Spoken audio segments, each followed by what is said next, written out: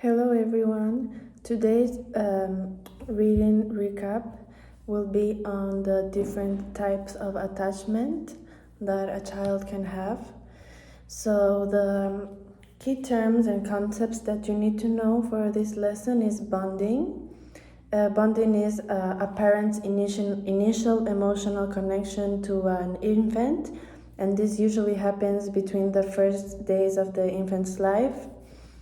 And then the other key term is attachment, and this refers to an emotional tie between a parent and a child, and this usually lasts all of a lifetime, this attachment. So to understand a little bit like the types of attachment that a child can have, we need to understand that bonding and attachment play major roles in the development of the social and emotional relationships a child can have.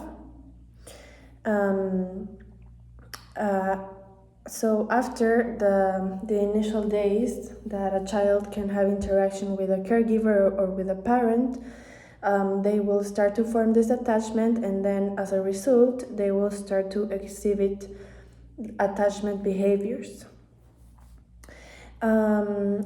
So this type of attachment behaviors have been studied before, and there is actually quality assessment that is an observational measure of how an infant reacts to different situations, such as being in a room and that the mother leaves and how they react to the separation from their mother.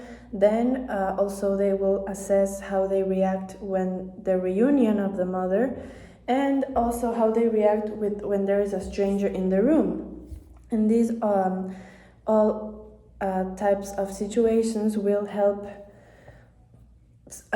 someone assess what type of attachment the child has. So there are 4 different types of attachments, and the first one is secure attachment. So secure attachment is an attachment in which the infants use a family member as a secure base to play. So they will be confident enough to explore and to play, even when the caregiver or the mother in this case leaves the room.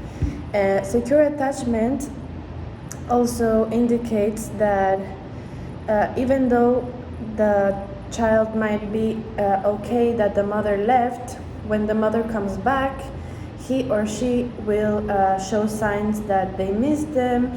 He will try to actively seek the member's attention and engage in positive interaction with the caregiver. And about 65% of infants are securely attached. So this is the first type of attachment, the secure attachment. Then there is the avoidant attachment. And this kind of attachment is when infants are avoidant or unresponsive to a family members, and they are not stressed or distressed when they leave the room. However, when the family member comes back in the reunion, the avoidant attachment infants will generally not establish a contact with the returning family member, and may even avoid interacting with the family member after they come back. And about 20% of infants demonstrate avoidant attachment.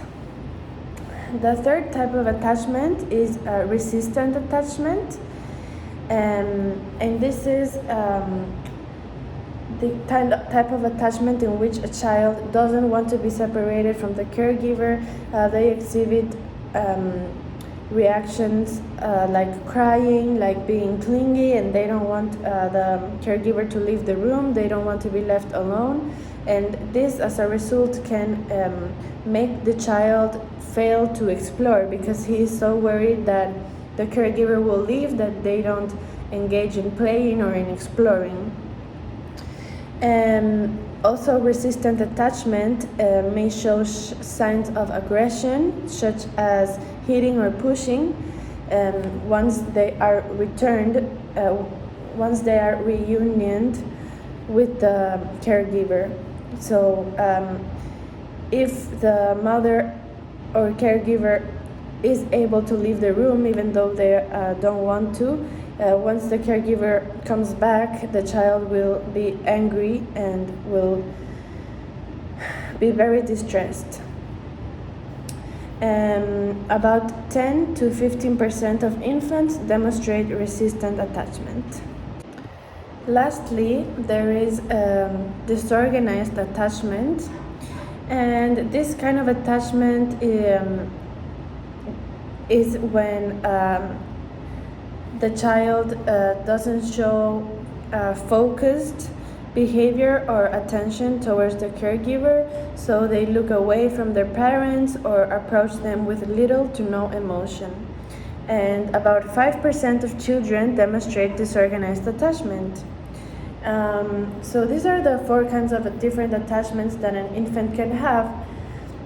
And I think that it is very important for teachers and for caregivers to know the different kinds of attachments, because this way they can be more informed and they can know how to act better according to each kind of attachment and what behavior to expect if their child has a certain kind of attachment. And also for teachers, they will be able to offer resources and offer better ways in order to make a kind of attachment more of a secure attachment instead of resistant or avoidant. I think the goal would be to show ways for the caregivers to have and the infants to have a secure attachment. That would be all. Thank you for listening.